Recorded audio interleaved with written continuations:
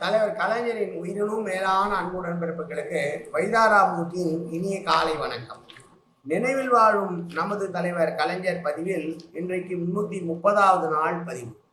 இந்த பதிவும் கலைஞரின் பசுமை நினைவுகள் என்கிற புத்தகத்திலிருந்து எடுக்கப்பட்ட ஒரு கருத்து தான்.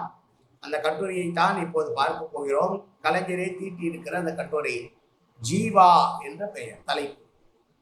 கம்யூனிஸ்ட் பேரியக்கத்தினுடைய மிக பெரும் தலைவர்கள் ஒருவராக, எளிமையின் சின்னமாக, அன்றைக்கு முதல்வராக இருந்த காமராஜருக்கு மிக நெருக்கமானவராக இருந்தவராக, இலக்கியத்திலே ஆர்வமுடையவராக, இலக்கிய சொற்பொழிவுகளிலே கம்பராமாயணத்தில் மிக தேர்ச்சி பெற்றவராக எல்லாம் அறியப்பட்ட ஜீவாவை பற்றி கலைஞர் பேசுவதை நாம் கேட்கலாம்.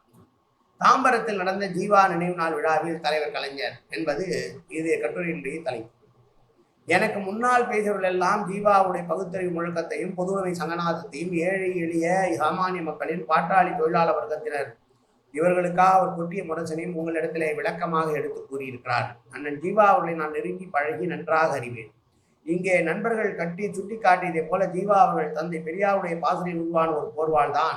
அந்த போர்வாள் பின்னர் பொதுவுடைமை இயக்கத்தின் கூர்வாளாக திகழ்ந்தது என்றாலும் பொதுவுடைமை இயக்கத்தில் அவர் பணியாற்றிய அந்த காலகட்டத்தில் பெரியார் உருவாக்கிய சுயமரியாதை எண்ணங்களையும் பகுத்தறிவு கருத்துக்களையும் மறந்துவிட்டு பொதுவுடைமை பயிரை வளர்க்க வேண்டும் என்று அவர் கருதியதை, தந்தை பெரியாரோடு இணைந்து நின்று அவர் தொண்டாற்றிய காலம் சில கருத்து மாறுபாடுகளால் மாறியது என்றாலும் கூட, வேறு முனையில் நின்று அவர் பணியாற்ற வேண்டிய நிலை ஏற்பட்டது என்றாலும் கூட, பெரியாரிடத்திலே அவர் இறுதி வரை காட்டிய பரிவும் அவருடைய குற்றத்தோழனாக உயிர் நண்பனாக அண்ணன் ஜீவா அவர்கள் விளங்கியதும், பேரறிஞர் அண்ணா அவர்களிடத்தில் அவர் காட்டிய அன்பும் என்னை போன்றவர்களிடத்தில் அவர் காட்டிய பாசமும் சாதாரணமானதல்ல.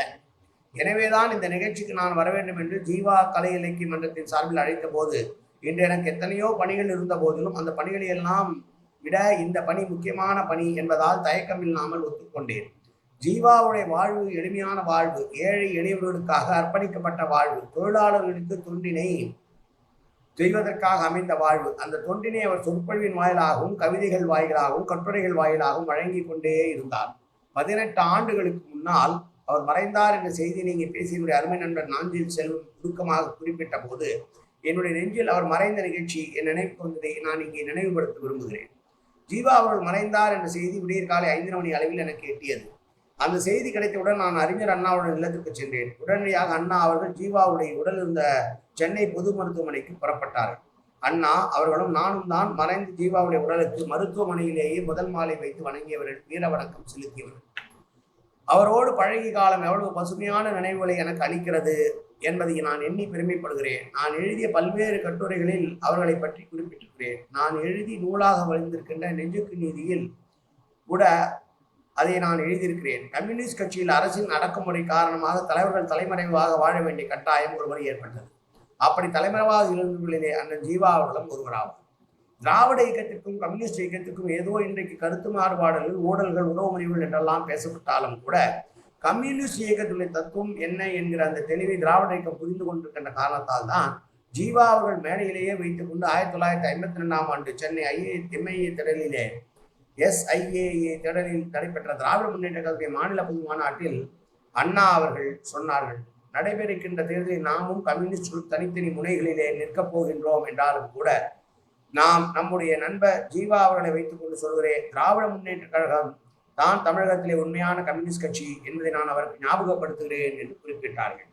எனவே மைய இழையாக பொதுவுடைமை கருத்துக்களை, சமதர்ம சமுதாய சமத்துவ எண்ணங்களை கொண்டதுதான் திராவிடர் இயக்கமும் சுயமரியாதை இயக்கமும் என்று சொன்னால் அது மிகையாகாது.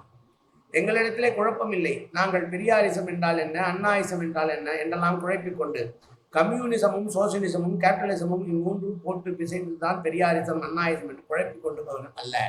ஏனென்றால் அந்த காலத்தில் எம்ஜிஆர் இதை பற்றி கேட்கிற போது உங்களுடைய கொள்கை என்ன என்றால் அண்ணாயிசம் என்றால், அண்ணாயிசம் என்ன என்றால் கம்யூனிசமும் சோசியலிசமும் பெரியாரிசமும் கலந்தது அண்ணாயிசம் என்றெல்லாம் குழப்பிக் கொண்டிருந்தார் குழப்பவாதி எம்ஜிஆர். அதை சுட்டி காட்டுவதுதான் இந்த பேச்சு அமைந்திருக்கிறது. ஜீவா வழங்கிய பாராட்டு, அவருடைய கருத்துக்களுக்கு எதிர்கருத்துக்களை நாங்கள் பேசிய மேடைகளும் உண்டு.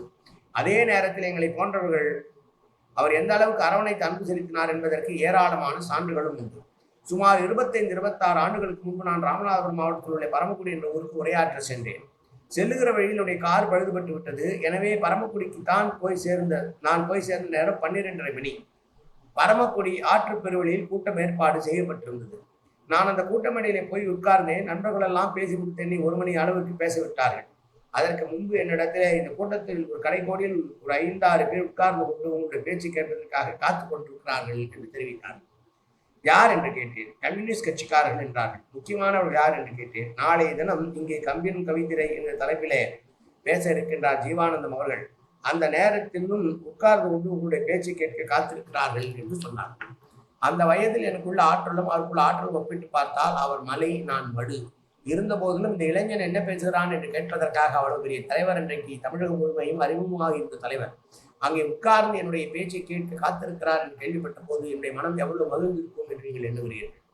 மறுநாள் கம்பனை பற்றி பேசப் போகிறார் என்ற செய்தியை கேட்ட காரணத்தாலாம் அப்போதெல்லாம் கம்பராமாயணத்தை கேலி செய்வது பேசுவது பிரசித்தமான காரியம். கம்பராமாயணத்தை தீயிட்டு பொசுக்க வேண்டும் என்று தந்தை பெரியார் அவர்கள் முழங்கி வருகிற நேரம் பேரறிஞர் அண்ணாவும் ராபி சேது பிள்ளையும் சொற்போர் நடத்தி கம்பராமாயணத்தை கொளுத்த வேண்டுமா வேண்டாமா என்பதற்காக ஆராய்ச்சி நடத்திய நேரம்.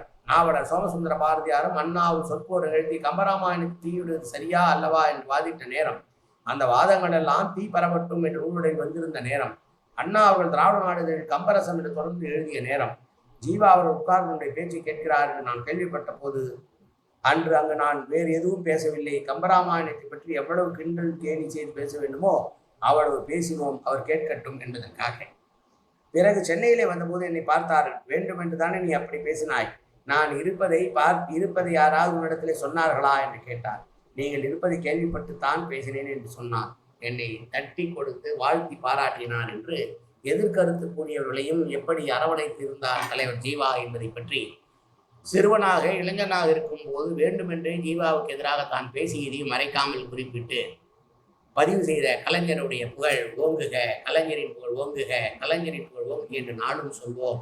நாளை மீண்டும் சந்திப்போம். நன்றி, வணக்கம். உங்கள் வைதாராமூர்த்தி.